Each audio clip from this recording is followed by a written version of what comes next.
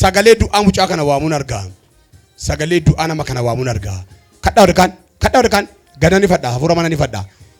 Sagalee du'aa nama kana waamuun argaa. Sagalee du'aati. Haadhaan mucaa dursee ajjeesa jedha. Laataas seefreediyaa maan. Amma otoo namni tokko sitti bu'iin ergamaa du'aa mucaa kan ramadamte akka reenfaa godhi duubatti kuffisi keessa deemu. Daf. Namatti buusi. Daf qaba. Ajjaa keessa daf. Otoo daf keessa. Meemmeen kadhannaa namni abjuu keetiin duute. Abjuu keetiin duute. Suma tofa argee akka duute abjuudhaan jechuudha. Garuu baay'ee dhiphattee ganama kaatee immoo kan agarte yookaan abjuun du'aati kan agarte warra kamata gadi qabadhaa akkasii kana dhufa harkee na agarsiisi. Abjuu keetiin kottu dafiti. Dafi kottu. Abjuu keetiin maal taate? Abjuu keetiin yeroo baay'ee nan du'a. Yeroo baay'ee argaa abjuu kana. Nduuta. Nan du'een achiin deebitee immoo akka wanti asiin duute. Kana argeen gadgan kaya akka wanti asiin duute lammata irras immoo gaafa argu akka ammas immoo deebi'ee nan du'e. Masin duute. Dheengadduba dhiyoo kana eermittaan himadhe immoo dheengadduba jechuudha. Okay kadhaagaa.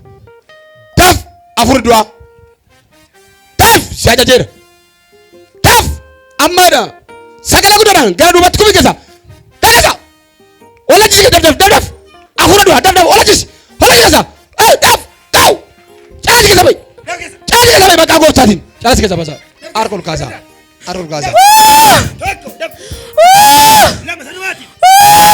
Ciao.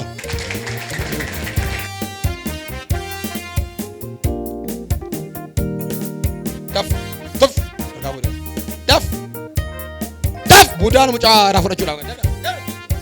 Daf. Hafuura budaan. Daf. Mucaa irraa fudhachuudhaaf hafuura waraabessaa. Cara keessa. Daf. Cara keessa. Cara keessa si qabee adda keenya dhaabattu gooftaa si qabeedha. Daf keessa sagalee guddaa keessa. Daf dhala shi keessa. Daf jira. Daf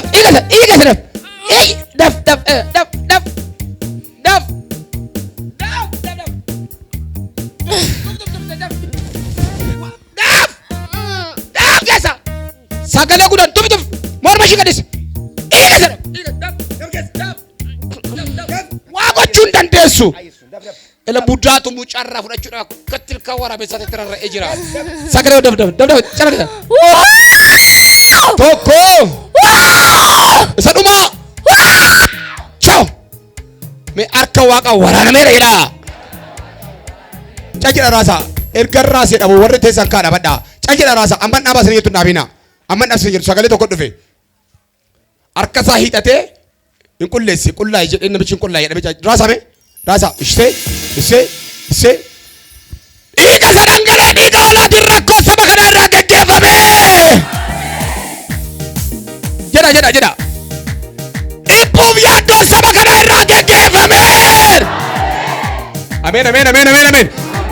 Abdii kutannaan saba kana irraa geggeeffame. Raasaa.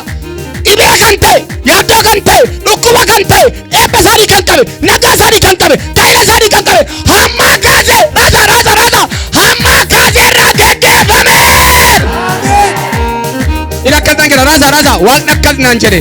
Raawwattanii akkana garre har'a malee waa'ee nagarreef dhaabadhaa jiran akka jedhame dukkana qeekee gubbaatti moo har'aa kaasee sirraa kaasee waaqash iyyaatiin irraa ka'eera dhiiga Yesuusiin maal ta'e